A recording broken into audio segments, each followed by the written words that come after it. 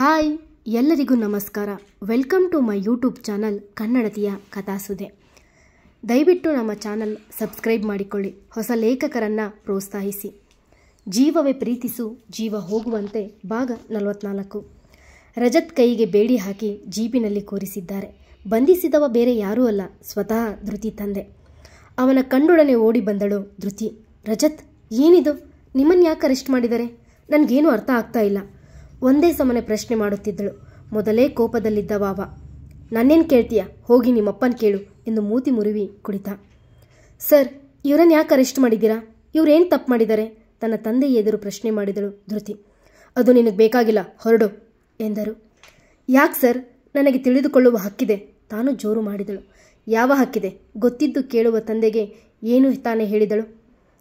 ನನ್ನ ಗಂಡ ಅವರು, ಅಲ್ಲದೆ ರೆಸ್ಪಾನ್ಸಿಬಲ್ ಪೊಲೀಸ್ ಇನ್ಸ್ಪೆಕ್ಟರ್.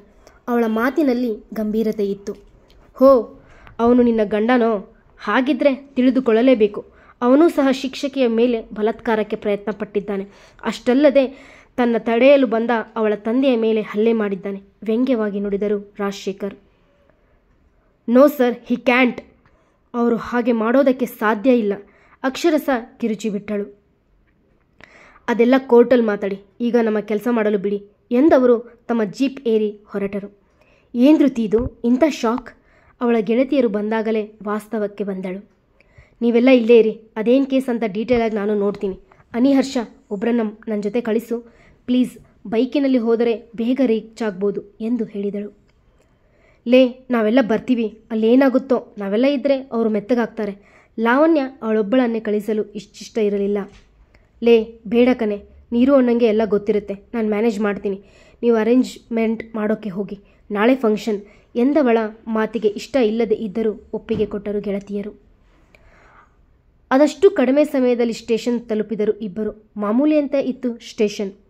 ಹರ್ಷ, ನೀನು ಹೋಗು, ಇಲ್ಲಿಂದ ನಾನು ನೋಡ್ಕೊಳ್ತೀನಿ ಎಂದು ಬಲವಂತವಾಗಿ ಹರ್ಷನನ್ನು ಕಳಿಸಿದಳು. ನಿರಂಜನ್ಗೆ ಕಾಲ್ ಮಾಡಿದಳು. ಹಲೋ ಅಣ್ಣ, ಎಲ್ಲಿದ್ದೀರಾ? ಗಾಬರಿಯಿಂದ ಕೇಳಿದಳು. ಇಲ್ಲ, ಲಾಯರ್ ಬಳಿ ಬಂದಿದ್ದೆ ಧೃತಿ. ಅವನು ಸ್ಟೇಷನ್ನಲ್ಲೇ ಇರಲಿಲ್ಲ. ಹೌದಣ್ಣ, ಬೇಲ್ ಅರೇಂಜ್ ಆಯ್ತಾ? ಸ್ವಲ್ಪ ಸಮಾಧಾನಗೊಂಡಳು. ಇಲ್ಲ ಕಣೆ, ಕೇಸ್ ಸ್ವಲ್ಪ ಸ್ಟ್ರಾಂಗ್ ಇದೆ, ಬೇಲ್ ಸಿಗೋದು ಕಷ್ಟ. ಬೇಸರದೆ ನುಡಿದ. ಅಣ್ಣ, ನೀವು ಹೀಗೆ ಹೇಳಿದ್ರೆ ಹೇಗೆ? ಅವ್ರ ಬಗ್ಗೆ ಗೊತ್ತು ತಾನೇ ನಿಮಗೆ? ಇಂಥ ಕೆಲಸ ಅವರು ಮಾಡ್ತಾರಾ? ಅಳು ಒಂದೇ ಬಾಕಿ ಇತ್ತು. ಇಲ್ಲ ಕಣೆ, ಆದರೆ ಕೋರ್ಟ್ಗೆ ಸಾಕ್ಷಿ ಬೇಕು. ಅವನು ಅದು ಎಲ್ಲಿಂದ ತಂದ ಸ್ಟ್ರಾಂಗ್ ಪಾಯಿಂಟ್ ಬೇಕು. ಅವನಿಗೆ ಗೆಳೆಯನನ್ನು ಅಲ್ಲಿ ನೋಡಲು ಇಷ್ಟ ಇಲ್ಲ.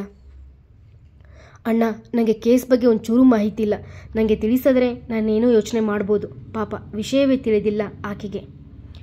ಹೋ ಸಾರಿ, ಅದು ನಿಮ್ಮ ಕೆಮಿಸ್ಟ್ರಿ ಮೇಡಮ್ ಇದ್ದಾರಲ್ಲ, ರಶ್ಮಿಕಾ, ಅವರು ಮೊನ್ನೆ ಯಾವುದೋ ವಿಷಯಕ್ಕೆ ಫೋನ್ ಮಾಡಿ ಅವರ ಮೇಲೆ ಅಟ್ಯಾಕ್ ಆಗಿದೆ ಅಂತ ಬೇಗ ಬನ್ನಿ ಅಂದ್ರಂತೆ. ಆಮೇಲೆ ಇವನು ಹೋಗಿ ಹತ್ತಿರ ವಿಚಾರಿಸಿ ಸಮಾಧಾನ ಮಾಡಿ ಬಂದಿದ್ದಾನೆ. ಇಂದು ಇದ್ದಕ್ಕಿದ್ದ ಹಾಗೆ ಅವರು ಇದ್ಯಾವುದೂ ಇಲ್ಲ, ಅವರು ನನ್ನ ಬಳಿ ಯಾವುದೋ ವಿಷಯದ ಡೌಟ್ ಕೇಳೋಕೆ ಅಂತ ಬಂದು ನನ್ನ ಜೊತೆ ಮಿಸ್ಬಿಹೇವ್ ಮಾಡಿದರು. ನಾನು ಅವರ ಕೆನ್ನೆಗೆ ಹೊಡೆದೆ. ಆಗ ನನ್ನ ಮೇಲೆ ರೇಪ್ ಅಟೆಂಪ್ಟ್ ಮಾಡಿದರು ಅಂತ ಅಪ್ಪ ತಡೆಯೋಕ್ಕೆ ಬಂದರೆ ಅವರ ಮೇಲೆ ಕೈ ಮಾಡಿ ಹಲ್ಲೆ ಮಾಡಿದರು ಅಂತ ಕಂಪ್ಲೇಂಟ್ ಕೊಟ್ಟಿದ್ದಾಳೆ ಎಂದು ದೀರ್ಘ ವಿವರಣೆ ನೀಡಿದ. ಅಣ್ಣ, ಅವ್ರ ಜೊತೆ 24 ಗಂಟೆನೂ ನೀನು ಇರ್ತೀಯ? ಯಾವಾಗ ಅವರಿಬ್ಬರೇ ಹೋಗಿದ್ದು? ಇಂಥ ವಿಷಯದಲ್ಲಿ ಅವಳ ತಲೆ ಚುರುಕು. ಅದು ಮೊನ್ನೆ ನಾನು ಲಾವಣ್ಯ ನಮ್ಮ ಊರಿಗೆ ಹೋಗಿದ್ವಿ, ಆಗ ಇದೆಲ್ಲ ಆಗಿದೆ. ಪಾಪ, ಅವನ ಅನುಪಸ್ಥಿತಿ ತಿಳಿಯದೆ ಈ ಘಟನೆ ಆಯೋಜಿಸಿದ್ದಾರೆ. ಇರಲಿ ಬಿಡಿಯಣ್ಣ, ಇವಾಗ 3 ಗಂಟೆ. ಕೋರ್ಟ್ ಟೈಮಿಂಗ್ಸ್ ಮುಗಿಯೋಷ್ಟರಲ್ಲಿ ನೀವು ಬೇಲ್ ತರಬೇಕು. ಅಲ್ಲೇ ಇರಿ, ನಾನು ಯೋಚನೆ ಮಾಡಿ ಕಾಲ್ ಮಾಡ್ತೀನಿ ಎಂದವಳು ಧೈರ್ಯಕ್ಕೆ ಮೆಚ್ಚಿದ. ಧೃತಿ, ಕೇರ್ಫುಲ್ ಆಗಿರು. ಈ ವಿಷಯ ನೀನು ಇನ್ವಾಲ್ವ್ ಆಗದೇ ಇದ್ದರೆ ಚಂದ. ಬಟ್ ಓಕೆ, ಹುಷಾರು ಎಂದ. ಅಣ್ಣ, ಅವ್ರು ನನ್ನ ಎಷ್ಟೋ ಸಂದರ್ಭದಲ್ಲಿ ಕಾಪಾಡಿದ್ದಾರೆ. ಈಗ ನನ್ನ ಸರದಿ ಎಂದಳು ಧೈರ್ಯದಿ. ಓಕೆ ಕಣೆ, ಅವ್ರ ಹತ್ರ ಸ್ವಲ್ಪ ಹುಷಾರು. ಯಾರದೋ ಕೋಪ ನಿನ್ನ ಮೇಲೆ ಹಾಕ್ಬಿಡ್ತಾನೆ. ನಕ್ಕು ಕರೆ ತುಂಡರಿಸಿದ. ಅವನು ಕರೆ ತುಂಡರಿಸಿದ ನಂತರ ಸ್ಟೇಷನ್ ಒಳಗೆ ಹೊಕ್ಕಳು. ಕಂಬಿಗೆ ಬೆನ್ನು ಮಾಡಿ ನಿಂತವನು ನೋಡಿ ಮನ ಮರುಕಿತು. ಆದರೂ ಅವನ ಮುಖದಲ್ಲೇನೋ ಭಯವಾಗಲಿ ಸಂತಾಪವಾಗಲಿ ಇರಲಿಲ್ಲ. ಬದಲಾಗಿ ಕೋಪ, ಅದೊಂದೇ ಅವನ ಮನದಲ್ಲಿ ಇದ್ದದ್ದು. ಯಾರಮ್ಮ ನೀನು? ಏನು ಬೇಕಾಗಿತ್ತು? ಕಾನ್ಸ್ಟೇಬಲ್ ಒಬ್ಬರು ಕೇಳಿದರು. ಸರ್, ನಾನು SP ಜೊತೆ ಮಾತನಾಡಬೇಕು. ಅವಳ ಧ್ವನಿ ಕೇಳಿ ತಿರುಗಿದ ರಜತ್. ಅವಳ ಮುಖದಲ್ಲಿದ್ದ ಆತಂಕ ಅವನಿಗೆ ಒಂದು ಥರ ಖುಷಿ ಕೊಟ್ಟರೆ, ಅವಳನ್ನು ಸ್ಟೇಷನ್ ಮೆಟ್ಟಿಲು ಹತ್ತೋ ಹಾಗೆ ಮಾಡಿದ್ದಕ್ಕೆ ನೊಂದುಕೊಂಡ. ಇಲ್ಲಮ್ಮ, ಹಾಗೆಲ್ಲ ಯಾರನ್ನೂ ಬಿಡೋಲ್ಲ. ನೀವು ಕಂಪ್ಲೇಂಟ್ ಏನಿದೆ ಇಲ್ಲೇ ಕೊಡಿ. ಹೆಡ್ ಕಾನ್ಸ್ಟೇಬಲ್ ಅವಳನ್ನು ಅಲ್ಲೇ ತಡೆದರು. ಸರ್, ನಾನು ರಜತ್ ವೈಫ್, ಅವರ ಜೊತೆ ಮಾತಾಡೋದಿದೆ, ಕಳಿಸಿಕೊಡಿ. ಅವಳೆಂದಾಗ ಅಲ್ಲಿರುವವರೆಲ್ಲ ಅವಳನ್ನು ಒಂದು ಪ್ರಾಣಿ ಥರ ನೋಡಿದರು. ಅವರ ಕಣ್ಣಲ್ಲಿ ಯಾವ ಭಾವನೆ ಇತ್ತೋ. ಇಲ್ಲಮ್ಮ, ಹಾಗೆಲ್ಲ ಬಿಡೋಕ್ಕಾಗಲ್ಲ ಮತ್ತೆ ಅಪೇಕ್ಷಣೆ ಮಾಡಿದರು. ಸರ್, ನನಗೂ ರೂಲ್ಸ್ ಗೊತ್ತಿದೆ, 5 ನಿಮಿಷ ಮಾತಾಡ್ತೀನಿ. ಅವರು ಪೊಲೀಸ್ ಅಲ್ವಾ ಎಂದಾಗ ಸುಮ್ಮನಾದರು. ಇಲ್ಲಿಗೆ ಯಾಕೆ ಬರೋಕ್ಕೆ ಹೋದೆ? ಕಾಲೇಜ್ ಬಿಟ್ಟು ಅಲ್ಲಿಲ್ಲದವರ ಲಕ್ಷ್ಯ ಅವಳ ಕಡೆ ಇದ್ದದ್ದು ಕಂಡು ನುಡಿದ ಕೋಪದಿ. ನನಗೆ ಉತ್ತರ ಬೇಕು. ನೀವು ಯಾವಾಗ ಅಲ್ಲಿಗೆ ಹೋಗಿದ್ದು? ಮತ್ತೆ ಯಾಕೆ? ಎಷ್ಟೊತ್ತು ಅಲ್ಲಿ ಇದ್ರಿ? ಯಾವಾಗ ಬಂದ್ರಿ? ಇಲ್ಲೇನು ಮಾಡ್ತಿದ್ರಿ? ಅವಳ ಪ್ರಶ್ನೆಗೆ ಉತ್ತರಿಸದೆ ಅತ್ತ ಮುಖ ಮಾಡಿದ. ಇದೆಲ್ಲ ನಿರಂಜನ್ ನೋಡ್ಕೊತಾ ಇದ್ದಾರೆ. ನೀನು ಮೊದಲು ಮನೆಗೆ ನಡಿ. ಅವಸರಿಸಿದಿ ಒಳ್ಳೆಯ ಲಾಯರ್ ಥರ ಪ್ರಶ್ನೆ ಕೇಳ್ತಾಳೆ. ಹೇಗಮ್ಮ ಉತ್ತರ ಹೇಳ್ತಾನೆ? ನಿನ್ನಂಥ ಹೆಂಡತಿ ಇದ್ದರೂ ಬೇರೆಯವರನ್ನು ಹುಡುಕಿಕೊಂಡು ಹೋಗಿದ್ದಾನೆ. ಸುಮ್ಮನಿರದೆ ಮಹಿಳಾ ಕಾನ್ಸ್ಟೇಬಲ್ ಒಬ್ಬರು ವ್ಯಂಗ್ಯವಾಗಿ ಮಾತನಾಡಿದರು. ಉಳಿದವರೆಲ್ಲ ಸ್ಟೇಷನ್ ಪೂರ್ತಿ ಮಾರ್ದನಿಸುವಂತೆ ನಕ್ಕರು. ಏಯ್, ನಾಲಿಗೆ ಹಿಡಿತದಲ್ಲಿರಲಿ. ಅವನ ಕೋಪ ಮಿತಿಮೀರಿ ಕಣ್ಣು ಬೆಂಕಿಯ ಉಂಡೆಯಾಗಿದ್ದವು. ಅವನ ಕೋಪಕ್ಕೆ ಒಮ್ಮೆ ಎಲ್ಲರೂ ನಡುಗಿದ್ದಂತೂ ನಿಜ. ರಜತ್, ಇದು ಸ್ಟೇಷನ್, ಪ್ಲೀಸ್ ಕಂಟ್ರೋಲ್. ಅವನ ಕೈ ಮೇಲೆ ಕೈ ಇಟ್ಟು ಸಮಾಧಾನ ಮಾಡಿದಳು. ನಿಂಗೆ ಹೇಳಿದೆ ತಾನೆ, ಹೋಗು, ಇವರ್ಯಾರೂ ಸರಿ ಇಲ್ಲ, ನಿನ್ನ ಕೈಯಲ್ಲಿ ಆಗಲ್ಲ. ಅವಳ ಮೇಲೂ ರೇಗಿದ. ಪ್ಲೀಸ್ ಒಂದೇ ನಿಮಿಷ ನನ್ನ ಜೊತೆ ಮಾತನಾಡಿ. ಅವಳ ಮಾತಿಗೆ ಒಪ್ಪಿ ಕೊಂಚ ಸಮಾಧಾನಗೊಂಡ. ಹೇಳು ಎಂದವ. ಅವತ್ತೇನು ನಡೀತು? ಮತ್ತೆ ಏನಾಯಿತು? ಪ್ಲೀಸ್ ಹೇಳಿ, ದೀನಾಯವಾಗಿ ಬೇಡಿಕೊಂಡಾಗ ಉತ್ತರಿಸಲು ಮುಂದಾದ. ನಾನು ನಿನ್ನ ಜೊತೆ ತಪ್ಪಾಗಿ ವರ್ತಿಸಿದೆ. ಮಾರನೇ ದಿನ ನನಗೆ ಫೋನ್ ಮಾಡಿದರು, ನನ್ನ ಮೇಲೆ ಮರ್ಡರ್ ಅಟೆಂಪ್ಟ್ ಆಗಿದೆ ಎಂದು. ನನಗೆ ಅನುಮಾನ ಬಂತು. ಆದರೂ ಈ ಸಮಯದಲ್ಲಿ ಯಾಕೆ ಸುಮ್ಮನೆ ಎಂದು ಹೋದೆ. ಅವರ ಬಟ್ಟೆಯೆಲ್ಲ ಹರಿದಿತ್ತು, ಕೈಗೆ ಚಾಕುವಿನಿಂದ ತಿವಿದಿದ್ದರು. ನಾನು ಫಸ್ಟ್ ಏಡ್ ಮಾಡಿ ಬಂದಿದ್ದೆ ಅಷ್ಟೇ. ಆಮೇಲೆ ಅವಳು ಆ ಥರ ಮಾಡಿದ್ದಾಳೆ. ಮನೆಯಲ್ಲಿ ನಾನು ಮುಟ್ಟಿದ ಪ್ರತಿಯೊಂದು ವಸ್ತುವಿನ ಮೇಲೆ ಫಿಂಗರ್ ಪ್ರಿಂಟ್ ಇಟ್ಟುಕೊಂಡಿದ್ದಾಳೆ. ಅದಕ್ಕೆ ಕೇಸ್ ಸ್ಟ್ರಾಂಗ್ ಆಗಿದೆ. ಅಷ್ಟಕ್ಕೂ ಒಂದೇ ಉಸಿರಿಗೆ ಹೇಳಿದ. ಎಷ್ಟು ಗಂಟೆ ನೆನಪಿದೆಯಾ? ಅನುಮಾನದಿ ಕೇಳಿದಳು.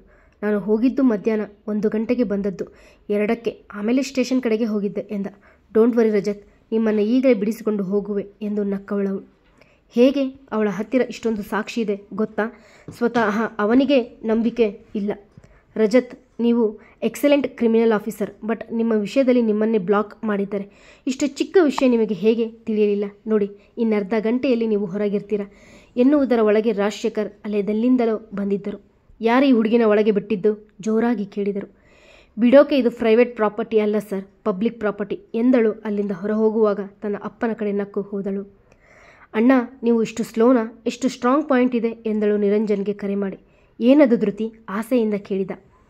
ಅಣ್ಣ, ಅವರಿಗೆ ಕಾಲ್ ಮಾಡಿದ್ದು ರಶ್ಮಿಕಾ ತಾನೆ, ಅಂದರೆ ಅವರೇ ಉದ್ದೇಶಪೂರ್ವಕವಾಗಿ ಮನೆಗೆ ಕರೆಸಿಕೊಂಡಿದ್ದಾರೆ ಅಂತ ಹೇಳಿ. ಆ್ಯಂಡ್ ಅವರು ನಮೂದಿಸಿದ ಟೈಮ್ ನೋಡಿ. ರಜತ್ 2 ಗಂಟೆ ಮೇಲೆ ನನ್ನ ಜೊತೆ ಇದ್ದರು. ಇದಿಷ್ಟು ಸಾಕಲ್ವಾ? ಅವಳ ಬುದ್ಧಿವಂತಿಕೆಗೆ ಅವನೇ ತಲೆದೋಗಿದ. ಸಾಕು, ನಾನು ಬೇಲ್ ತರ್ತೀನಿ, ಖುಷಿಯಿಂದ ಒಪ್ಪಿಕೊಂಡ. ಸರಿ ಅಣ್ಣ, ಬೇಗ ಬನ್ನಿ, ಇಲ್ಲೇ ಇರ್ತೀನಿ ಎಂದು ಅಲ್ಲೇ ಸ್ಟೇಷನ್ ಪಕ್ಕ ಫುಟ್ಪಾತ್ನ ಬೆಂಚ್ ಮೇಲೆ ಕುಳಿತಳು. ಅವರಪ್ಪ ಆಗ ಮತ್ತೆ ಹೊರಬಂದ. ಅಪ್ಪ, ನಿಮಗೆ ರಜತ್ ಮೇಲೆ ಯಾಕೆ ಕೋಪ? ಕ್ಯಾಬ್ ಧರಿಸಿದ ಅವರಿಗೆ ಅವಳ ಅಪ್ಪ ಅಷ್ಟೇ. ನಿನ್ಗ್ಯಾಕೆ ಆ ರೇಪಿಸ್ಟ್ ಮೇಲೆ ಅಷ್ಟು ಪ್ರೀತಿ? ಕಟುವಾಗಿ ನುಡಿದರು. ಅಪ್ಪ, ನಾಲಿಗೆ ಮೇಲೆ ಹಿಡ್ತಾ ಇರಲಿ, ಅವರು ನನ್ನ ಗಂಡ. ತಾಳಿ ತೆರೆದು ತೋರಿಸಿದಳು. ಹೋ, ಅಷ್ಟೊಂದು ನಂಬಿಕೆನ ಗಂಡನ ಮೇಲೆ ವ್ಯಂಗ್ಯ ಮಾಡಿದರು. ಹೌದು, ಇರಲೇಬೇಕಲ್ವಾ? ನೀವು ಹುಡುಕಿದರು ಅಂತ ಗಂಡ ಸಿಗುತ್ತಿರಲಿಲ್ಲ. ಮನದ ನೋವು ಹೊರಹಾಕಿದಳು. ಅಪ್ಪನಾಗಿ ಯಾವ ಕರ್ತವ್ಯ ನೀವು ಮಾಡಿಲ್ಲವೆಂದು. ಗೊತ್ತು, ಆದರೆ ಚೆನ್ನಾಗಿ ನೆನಪಿಟ್ಟುಕೋ, ಅವನು ಒಳ್ಳೆಯವನಲ್ಲ. ಮುಂದೆ ಗಂಡನ ಅಪ್ಪನ ಎಂದು ನಿನ್ನ ಆಯ್ಕೆ ಯಾರು ಎಂದು ಈಗಲೇ ಬರೆದಿಟ್ಟಿಕೋ ಎಂದು ಅಲ್ಲಿಂದ ತೆರಳಿದರು. ಮುಂದೆ 5 ನಿಮಿಷದಲ್ಲಿ ನಿರಂಜನ್, ರಾಜಶೇಖರ್ ಇಬ್ಬರು ಬಂದರು. ಅಣ್ಣ, ಬೇಲ್ ಸಿಕ್ತಾ? ಓಡಿ ಹೋಗಿ ಕೇಳಿದಳು. ಸಿಕ್ಕಿದೆ, ಇವರೇ ಲಾಯರ್ ಆದೇಶ್ ಎಂದವ ಅವರ ಜೊತೆ ಒಳಗೆ ಹೆಜ್ಜೆ ಹಾಕಿದ. Hello sir, this is your client bail ಎಂದು ನಗುತ್ತಾ ರಾಜಶೇಖರ್ ಕೈಗೆ ಬೇಲ್ ಕೊಟ್ಟ ನಿರಂಜನ್. ಇಂಥವರಿಗೂ ಬೇಲ್ ಸಿಗುತ್ತಾ? ಎಷ್ಟು ಲಂಚ ಕೊಟ್ರಿ? ಬಿಟ್ಟು ಕಳಿಸದೆ ತರಲೆ ಮಾಡುತ್ತಿದ್ದಾರೆ. ನಾವು ಎಷ್ಟಾದರೂ ಕೊಡ್ತೀವಿ, ನೀವು ಬಿಟ್ಟು ಕಳಿಸಿ. ಆದೇಶ್ ನುಡಿದಾಗ ಸುಮ್ಮನೆ ಅವನ ಸೆಲ್ ಬಂದರು. ನೋಡು ಅಳಿಯ, ಅಲ್ಲ ಮಗಳ ಗಂಡ, ನಿನ್ನ ಚಾಲೆಂಜ್ ಹಾಕಿ ವಾರಕ್ಕೆ ನಿನ್ನ ಜೈಲಿಗೆ ಹಾಕಿದೆ. ಈಗ ಬೇಲ್ ಸಿಕ್ಕರೇನು? 1 ಗಂಟೆ ಸೆಲ್ ಒಳಗೆ ಇಟ್ಟಿನಲ್ಲ, ಅದೇ ಖುಷಿ.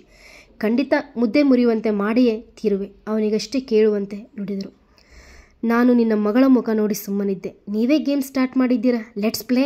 ಯು ನೋ ವಾಟ್, ಈ ರಜತ್ ಯಾರ ತಂಟೆಗೂ ಹೋಗಲ್ಲ, ಆದರೆ ಅವರ ಪಾಡು ಎಂದು ನಿರಂಜನ್ ಗ್ಲಾಸ್ ಪಡೆದು ತನ್ನ ಕಣ್ಣಿಗೆರಿಸಿಕೊಂಡ. ಬಾಧೃತಿ, ಹೋಗೋಣ ಎಂದು ಅವಳ ಕೈ ಹಿಡಿದು ಸ್ಟೇಷನ್ ಹೊರಗೆ ಹೊರಟ. ರಾಜಶೇಖರ್ಗೆ ಉರಿದದ್ದಂತೂ ಸುಳ್ಳಲ್ಲ. ಮತ್ತೆ ಸಿಗುವ. ನಿಮ್ಮ ಅಭಿಪ್ರಾಯಗಳನ್ನು ತಿಳಿಸಿ.